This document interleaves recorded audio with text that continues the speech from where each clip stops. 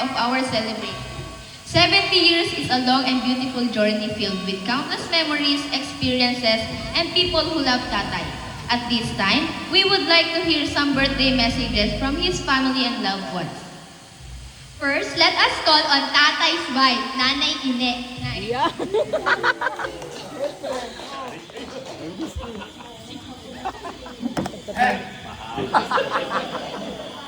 Huwag mo nahihiyawan. Message.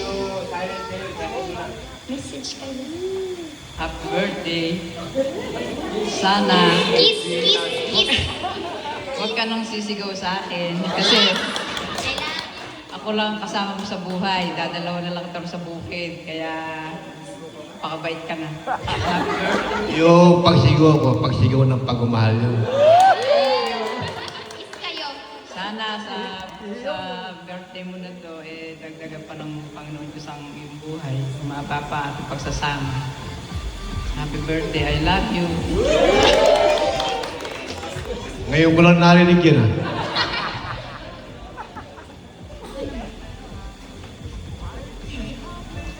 Next, let us call on Tatay's firstborn.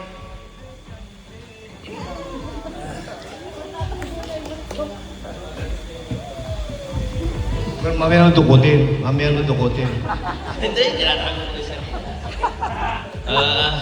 Salamat po sa inyo sa pagpunta ngayong araw na to para ipagdiwang yung kaarawan ng aking pinakamamahal na tatay. Naalala ko nung araw, ako yung pinakamakulit eh. O pirang mamigas ang ulo.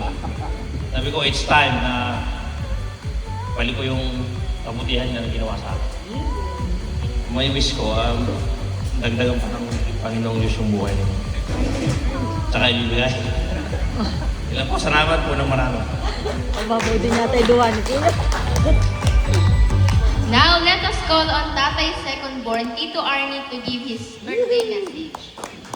Yung dalawa magkasama, kisan. Happy birthday, Tay. Alam mo naman kung gaano kita kamahal eh. Papakis. Maraming salamat po sa inyo mga dumalo. Arawan ng aming tatay. Ito talagang sinurprise ka namin eh. Kasi 70 mo, siyempre gusto namin na memorable. Yun lang. Kaya maraming salamat po. Happy birthday, Tay. Nakakadalawa ka na, 20 million. And lastly, let us call on Tatay's bunso, Tito Gerson. Wala ata akong pag-asa dito, ha? Alam! Pinakahanda na yan! Ah, Pinakahanda na yan! Ikaw pa paborito mo, di siyempre, love na love din ah. Hindi, solo. Hindi, happy birthday, tatay.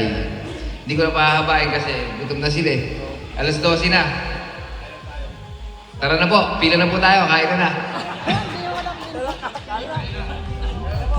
ano, yung tatawagin pa yung by table?